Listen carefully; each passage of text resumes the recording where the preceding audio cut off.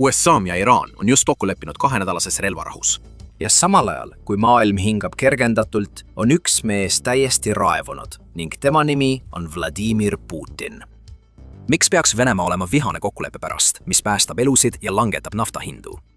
Vastus peitub vaherahu peenes kirjas, ülemaailmses naftavoolus ja jõumängudes, mis kulisside taga toimuvad. See, mis näib rahuna, lõikab vaikselt Moskva sõjatuludesse ja riik, mis Putini arvates teda aitas, võib olla just tema alt vaiba ära tõmmanud. Sukelduume nüüd halvimatesse uudistesse, millega Kreml on silmitsi seisnud pärast seda, kui sai aru, et Ukraina ei kavatse alla anda. President Trump kujundas selle hetke. Iraan anus seda relvarahu ja me kõik teame seda. Presidendi tõde. Täna hommikul on suur päev maailmarahu jaoks. 8. aprillil teatas Donald Trump, et Ameerika Ühendriigid on nõustunud 2 nädala pikkuse relvarahuga Iraaniga. See ei tulnud tühja koha pealt. See saabus vahetult enne tema enda tähtaega, mil ta oli hoiatanud Iraani, et kui nad ei täida tingimusi, ootavad neid tõsised tagajärjed. Algusest peale polnud see seotud heatahtlikkusega. See oli surve ja see surve sundis tegutsema. Washington esitas ühe selge nõudmise. Avage Hormuzi väin uuesti või seisate silmitsi rünnakutega olulise taristu vastu.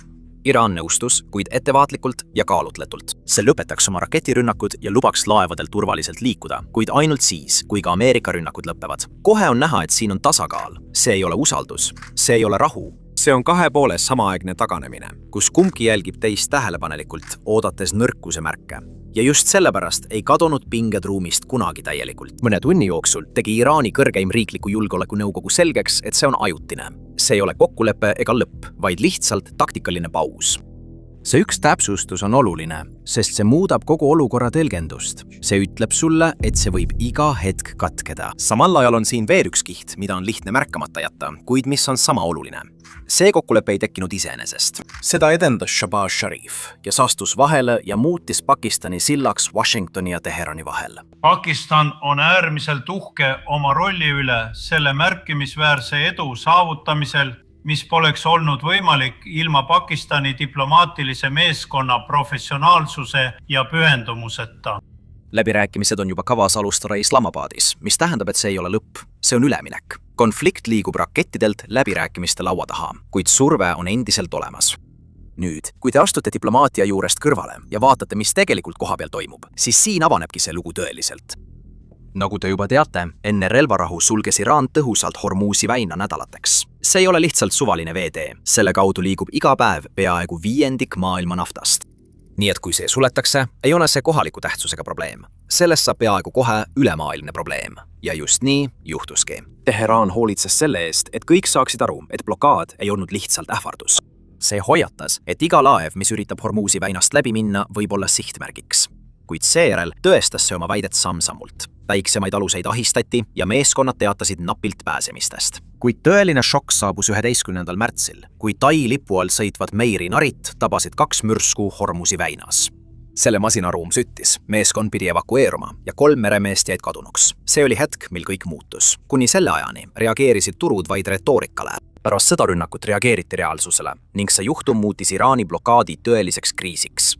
Kui see piir oli ületatud, tuli reaktsioon kiiresti. Kindlustuskulud kahekordistusid peaaegu üleöö, mis muutis laevanduse kohe kallimaks. Naftatankerid hakkasid Omaani lähedal kuhjuma, oodates signaali, mis kunagi ei tulnud.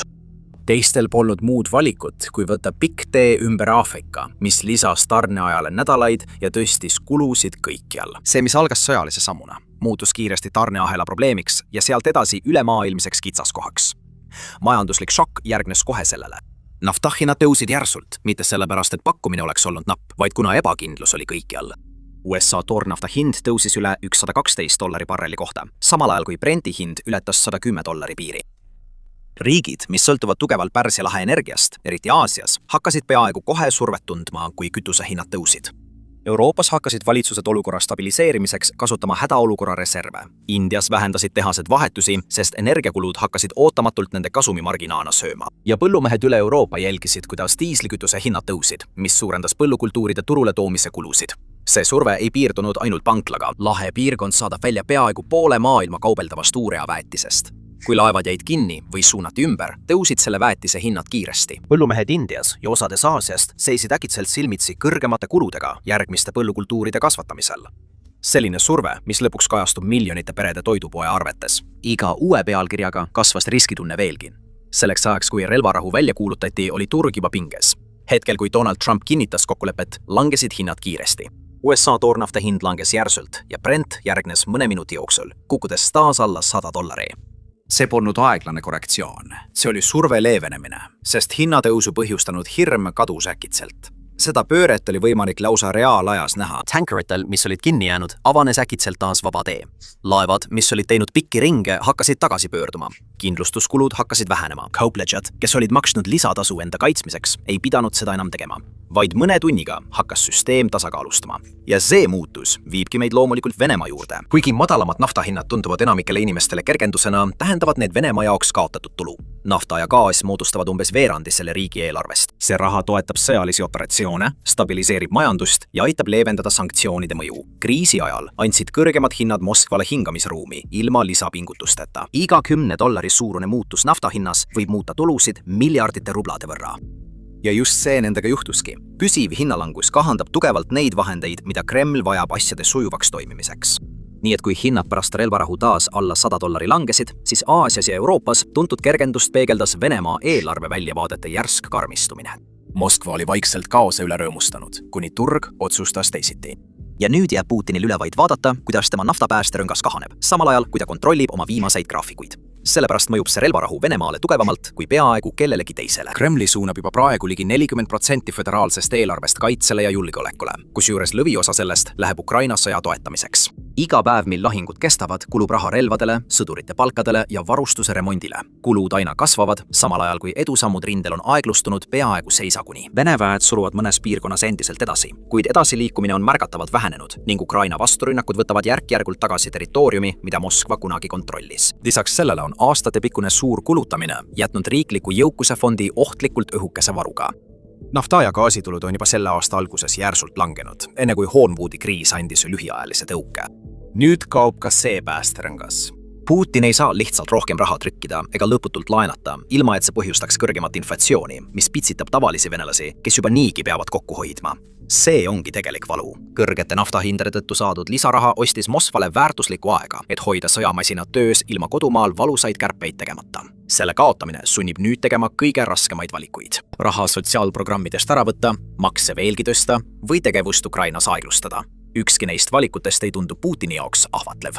Vaid mõne päevaga on tehingust, mis tõi ülejäänud maailmale kergendust, vaikselt saanud üks suurimaid rahalisi tagasilööke, millega Kreml viimastel kuudel on silmitsi seisnud. Kui sulle meeldib vaadata, kuidas Putini naftapäästerõngast reaalajas kahaneb, vajuta meeldib nuppu ja telli kanal. Me alles alustame. Nüüd tagasi teema juurde. Kriisi ajal töötas nappus Venemaa kasuks. Ostjad olid valmis rohkem maksma, sest pakkumine tundus ebakindel. Aga nüüd, kui ebakindlus kaob ja turule tuleb rohkem naftat, hakkab see eelis kaduma. Naftat on raskem müüa nende kõrgemate hindadega ja kasumimarginaalid hakkavad vähenema. Lühikeseks ajaks tundus Lähis-Ida konflikt olevat miski, mis võiks Venemaa majandust raskel ajal toetada. Relvarahu muudab olukorra, mis töötas Venemaa kasuks taas tavaliseks turuks. Tavalises turus peab Venemaa jälle konkureerima ilma kriisist tingitud hindade toeta. Kui kitsaskohad ahenevad, saab Venemaa rohkem mõjuvõimu. Aga kui need taas avanevad, hakkab see mõjuvõim kaduma ja surve tuleb kohe tagasi. Kui raha kõrvale jätta, on ka diplomaatiline kaotus. Ja just siin hakkavad asjad Moskva jaoks veidi ebamugavaks muutuma. Vaid mõned päevad varem kasutasid Venemaa ja Hiina ÜRO Julgeolekunõukogus oma vetoõigust, et blokeerida ettepanek, mis oli mõeldud kaubalaevanduse kaitsmiseks Hormuzi väinas. Ametlikult väitsid nad, et see ettepanek tõstis ebaõiglaselt Iraani esile. Kuid kui vaadata, kuidas see tegelikult välja kukkus, siis jättis see Venemaast pigem Iraani toetaja kui neutraalse osapoole mulje. Samas see tegelikult sobis neile. Piirkond oli pingeline. Laevad olid ohus ja naftahinnad tõusid. Toetades sel hetkel Iraani, sai Venemaa vastu seista lääne survele ning samal ajal kasu lõigata taustal valitsevast ebastabiilsusest. Hiina seisis sellel ÜRO vetohääletusel Venemaa kõrval, nimetades resolutsiooni kallutatuks ja hoiatades kõige eest, mis võiks olukorda veelgi pingestada. Pekingil on samuti omad põhjused.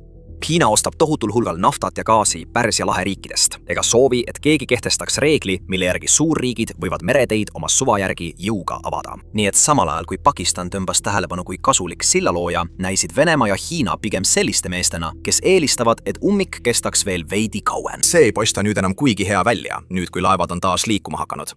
Ülivalost tulle veel see, et kui vaadata, kes tegelikult astus samme pingete leevendamiseks, siis see polnud Venemaa. See oli Shahbaz Sharif. Pakistan astus vahepeale, tõi Washingtoni ja Teherani teineteisele lähemale ning aitas läbirääkimistega algust teha. see on oluline, sest Venemaa on aastaid püüdnud end kujundada riigiks, kes suudab piirkonnas kõiki tasakaalustada. Sel hetkel libises see roll käest. Donald Trump ja Iraani ametnikud tänasid Pakistani ning nimetasid otsesõnu šarifi. Nii et kui olukord oleks võinud minna kas eskalatsiooni või rahunemise suunas, nägid mõlemad pooled Pakistani sillana. Selline tunnustus on olulisem, kui esmapilgul paistab. Venemaa oli just positsioneerinud end Iraani kaitsjarolli, blokeerides isegi ÜROs samme selle seisukoha tugevdamiseks. Aga nüüd, kui Iraan on nõustunud läbi rääkima Pakistani vahendusel, ei tundu see varasem samm enam nii tugev. See hakkab tunduma nii, et Venemaa oli lihtsalt jalus. Vaid mõne päevaga oli Venemaa muutunud pingelises olukorras võtmetegijast kõrvaltvaatajaks, kui olukord rahunes. Diplomaatias on sellist muutust raske eirata. Nüüd vaatame lähemalt tingimusi, sest just siin hakkab olukord tunduma palju ebastabiilsem, kui esmapilgul paistab. Esmapilgul kõlab kõik üsna lihtsalt. Mõlemad pooled teevad pausi, laevad liiguvad taas ja läbirääkimised algavad. Kuid kui natuke lähemalt vaadata, saab selgeks, et see pole üldse usaldusele rajatud. See põhineb hoopis mõjutusvahenditel. Washington hoiab oma nõudmised täpsed ja viivitamatud. Prioriteet on selge. Avage taas Hormuzi väin, tagage kaubalaevade ohutu läbipääs ja lõpetage raketirünnakud USA vägede ja liitlaste vastu. Vastutasuks peatavad Ameerika Ühendriigid oma rünnakud ja astuvad lahepiirkonnas ründeoperatsioonides tagasi. Esmapilgul kõlab see tasakaalustatud vahetusena. Aga kui kuulata Donald Trumpi ja tema meeskonna sõnakasutust, siis toon räägib teistsugust lugu. Seda ei esitata usaldusena. Seda esitletakse tingimusena. Kui Iraan peab vaherahu, siis kehtib see. Kui nad kas või veidi eksivad, järgneb kohene vastus. Trump ise nimetas Iraani 10-punktilist ettepanekut läbirääkimisteks sobivaks lähtepunktiks. Muuhulgas soovib Teheran, et sanktsioonid tühistataks, külmutatud raha vabastataks ja neil säiliks õigus uraani rikastada. Nad soovivad ka ise jätkata laevaliikluse koordineerimist Hormuzi väinas ning näha piirkonnas vähem Ameerika sõjaväebaase. Trump ütleb, et Ameerika Ühendriigid on juba saavutanud oma peamised sõjalised eesmärgid ja on valmis arutama pikaajalist rahu Lähis-Idas. Mõlemad pooled väidavad siin omamoodi võitu. Kõik naeratavad kaamerate ees, hoides samal ajal vaikselt sõrmi päästikul. Kui liigume Iraani poole, hakkab pilt laienema.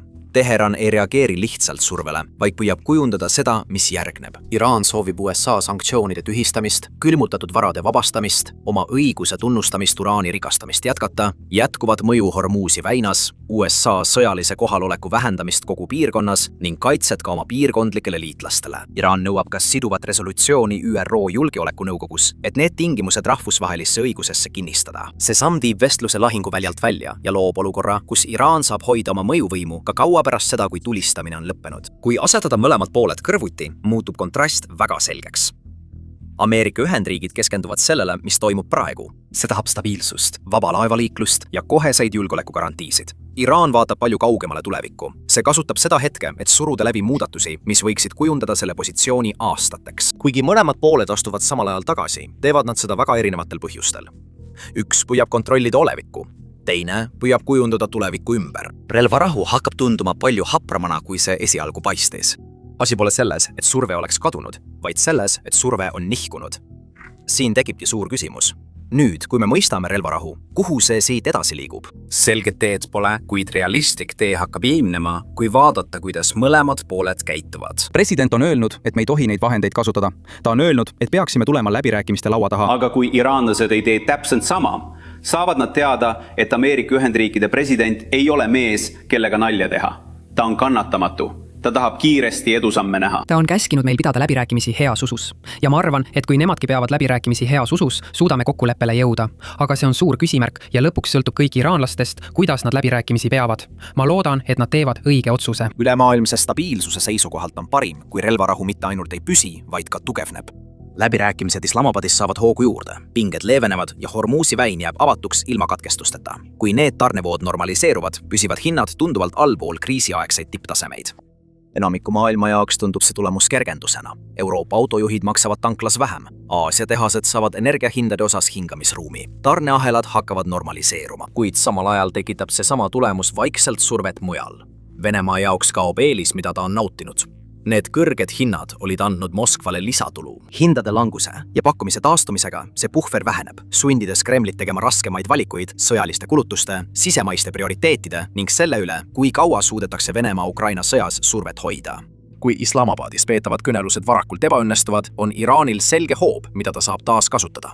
Ta võib piirata läbipääsu Hormuzi väina kaudu ja kuna kaalul on peaaegu 1/5 maailma naftavoogudest, reageerib turg koheselt. Hinnad tõuseksid tõenäoliselt taas blokaadiaegsetele kõrgtasemetele. sõjalisest riskist tingitud hinnalisa tuleb tagasi, laevanduskulud kasvavad ja äkitselt ilmnevad taas samad tingimused, mis varem aitasid Venemaad. Siis on veel kolmas tee, mis sellistes olukordades sageli esile kerkib. Laevandus jätkub, kuid mitte täielikult. Kindlustuskulud püsivad kõrgel, sest risk pole kadunud. Turud rahunevad, kuid ei lõõgastu kunagi täielikult. Hinnad püsivad ebakindlas vahemikus. Venemaa jaoks tähendab see vastakat tulemust. Äärmuslikud võidud kaovad, kuid osa eelisest jääb alles. Järgmised päevad on väga olulised. Kui Islamabadi kohtumised, mida juhib Shahbaz Sharif, hakkavad andma tõelist edasiminekut, liigub hoog stabiilsuse suunas ja Venemaa kaotab ebastabiilsuse, millest oli vaikselt kasu saanud. Aga kui mõrad hakkavad ilmnema, võib ebastabiilsus sama kiiresti tagasi tulla ning sellega koos ka need samad tingimused, mis turgu ümber kujundavad. Üks asi saab igal juhul selgeks. See, mis toimub Pärsia lahe kitsal veealal, ei jää ainult sinna. See levib lainetena välja, kujundades energiahindu, poliitilist mõjujõudu ja majanduslikku survet üle kogu maailma. Sageli kiiremini, kui keegi oskab arvata. Lõppkokkuvõttes ei kustuta miski, mis edasi saab. Seda üht tõde, mida me praegu näeme. Kreml on saanud tugeva hoobi. Venemaa oli end positsioneerinud selleks, et saada kasu Lähis-Ida pikaajalisest segadusest. Venemaa oli otsustanud jätkata ebastabiilsusest kasulõikamist. Kuid nüüd laheneb see segadus kiiremini kui oodati ja Kreml on sunnitud vaatama langevaid hinnagraafikuid. Rahu saavutamise pingutused ühes maailma nurgas võivad tekitada uusi raskusi teises. Maailm näeb praegu, kui kiiresti ühe kitsaskoha avamine võib kellegi teise strateegia nurjata. See relvarahu tuletab meelde, et globaalsed seosed on sügavad. Kohalikuna näiv pingete leevenemine võib nihutada võimu ja raha tasakaalu tuhandete kilomeetrite kaugusel. Venemaa jaoks sai kõrgete naftahindade najal kulgenud kerge aeg just läbi. See, kuidas nad järgmiste nädalate jooksul kohanevad, või palju öelda selle kohta, kui tugev nende positsioon tegelikult on, kui välised šokid ei ole nende kasuks. Lugu alles areneb, kuid selle rahuliku perioodi esimene selge kaotaja on riik, kellel oli jätkuvast kaosest kõige rohkem võita. Nii et kui tahad järgmisest ülemaailmsest peavalust sammu võrra ees olla, mis paneb kellegi nagu Putin paaniliselt oma graafikuid kontrollima, vajuta meeldi nuppu ja telli kanal. Toome sulle jätkuvalt lugusid pealkirjade taga.